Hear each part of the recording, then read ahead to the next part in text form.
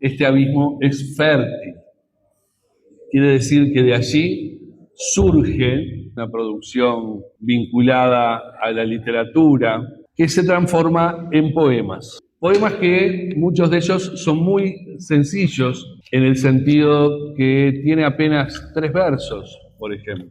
Esto es muy importante porque dentro de los diferentes géneros que ustedes conocen, la poesía es quizá el género más complicado de leer y por supuesto también de producir, porque condensa, aprieta, establece en muy pocas palabras todo un universo. En la narrativa nos podemos extender, nos podemos explayar en cuanto a la concreción de un contexto. En cambio, en la poesía es necesario sugerir ese contexto sin decirlo. Últimamente nos hemos olvidado de escribir, nos hemos olvidado de las palabras, a pesar de que las usamos continuamente en nuestra comunicación, aunque en la comunicación no solamente usamos palabras, ¿no? También gesticulamos, subimos y bajamos el tono de la voz, etc. Pero escribir pasa a ser un lugar especial. ¿Qué quiero decir con esto? Cuando queremos comunicar algo, queremos decir lo que sentimos, a veces tenemos una amiga o un amigo a mano y se lo comentamos. Pero a veces necesitamos un poco más de soledad incluso. Y ahí la escritura pasa a ser un lugar especial, porque podemos expresarnos y vernos a nosotros mismos fuera de nosotros mismos. Una especie de proyección de la palabra dispuesta en el papel para identificarnos con ella. Y cuando lo ofrecemos a leer a otra persona, ya deja de pertenecernos, ya deja de ser nuestra palabra. Ya es una palabra colectiva, es una palabra de todos. Y cada uno podrá identificarse o no con esos poemas. Voy a leer uno bien sencillo porque al principio había dicho que la poesía condensa todo un contexto que en la narrativa o en el teatro se puede desarrollar, pero en la poesía no. Fíjense este poema. La fría tempestad abarca los océanos. Ya voy en mi velero. 3 versos, muy pocas palabras, va creando toda una situación. ¿Qué asociamos? Tempestad con velero. Y que sea velero es importante porque no es un acorazado de guerra. Vamos a suponer que en vez de velero, la poeta hubiera escrito acorazado de guerra. ¿Tendría el mismo significado que un velero? ¿Por qué no? Dicen por allí. El velero genera la idea de una debilidad. En cambio, el acorazado de guerra está dispuesto a enfrentarse a esa tempestad que aparece en el primer verso. Pero fíjense que si fuera acorazado y no velero, estamos entonces ante una posibilidad de combatir esa tempestad. En cambio, velero es mucho más íntimo, más personal, minimiza el yo frente a todas las dificultades y sin embargo está dispuesto a atravesar esa tempestad. Todo este contexto no está en el poema, tenemos que generarlo nosotros como lectores. Es así entonces como la poesía va generando una situación artística, estética, de belleza a través de las palabras. Este libro, Abismo Fértil, no utiliza palabras difíciles, porque a veces uno dice, no, a mí no me gusta leer poesía porque, bueno, en verdad es porque no se ha acercado, porque la mayoría de los escritores escriben con palabras absolutamente sencillas. No hay que ser rebuscado para escribir.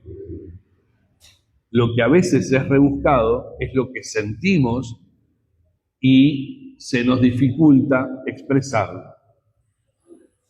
Alguien decía por allí que la distancia más larga que tenemos los seres humanos es del cerebro a la punta del lápiz. O sea, llegar, ¿no?, desde el cerebro, pasando por el corazón y poder escribir lo que realmente sentimos es una distancia enorme. Porque a veces lo que sentimos es una suerte de barullo, es una suerte de campanadas que no son claras, y poner en claro entonces lo que se siente a través de un verso suele resultar complejo. Y también alguien por ahí dijo que cuando uno tiene una moneda y se la da a otra persona, se queda sin la moneda.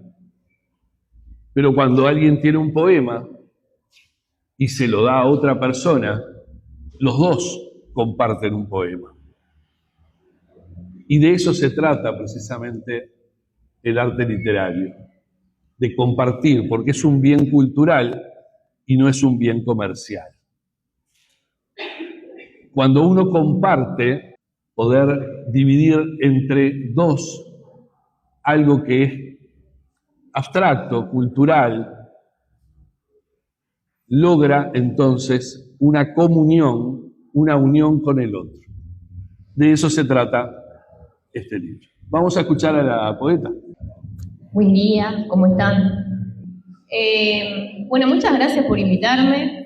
Es muy lindo compartir con adolescentes el nuevo nacimiento de un libro, sobre todo un libro tan especial como este, que reúne varios libros en uno y que de alguna manera marca una trayectoria literaria, pero también de vida, como cualquier ser humano en esta tierra.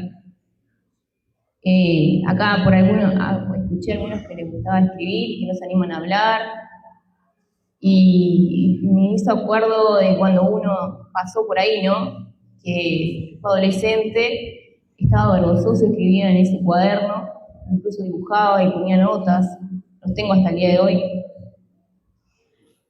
Y muy bien no sabía por qué lo hacía, escribía para sentir que tenía un lugar en el mundo. Capaz que eso también le pasa a más de uno. Capaz que por ahí todavía no encontró la forma de decirle eso al mundo. Y es una linda forma de encontrarse también. Abismo Fértil nace de, como les decía, de varios libros.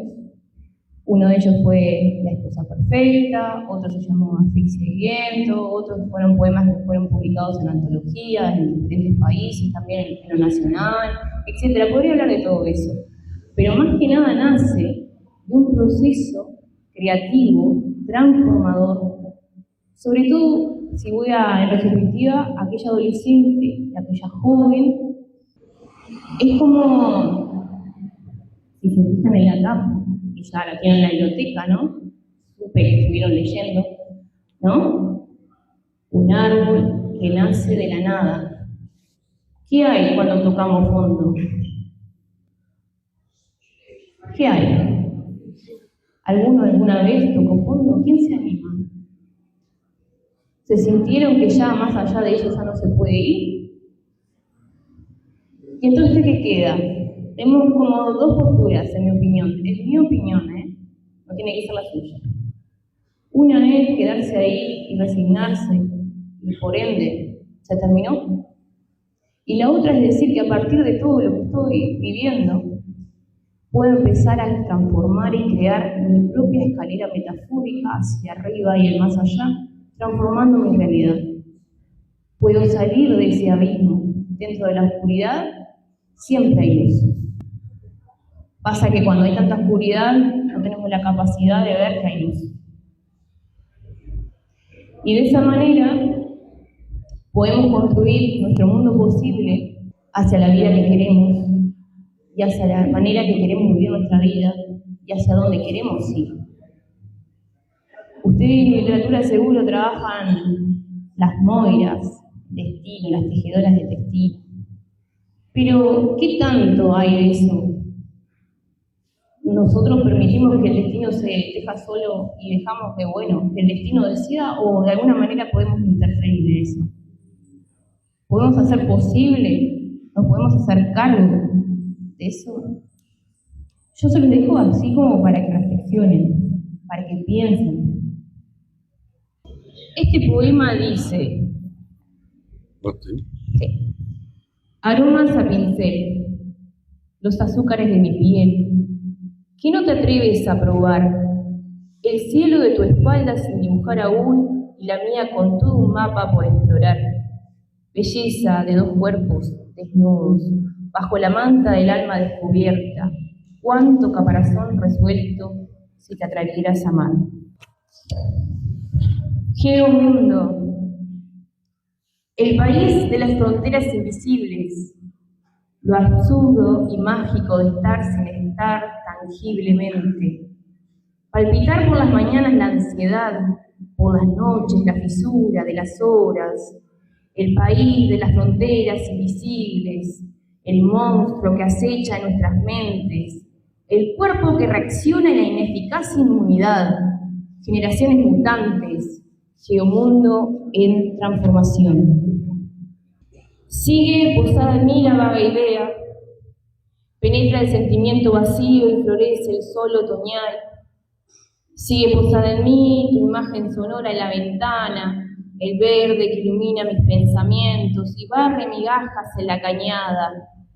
Cierro mis ojos y parece que siento y vivo, el agua como cascanueces flotando, la oveja guacha, el campo y el sauce, el poncho extendido, la siesta obligatoria, papá trayendo huevos de teru y aquellas botas rojas que no olvidaré cuando conocí la escarcha.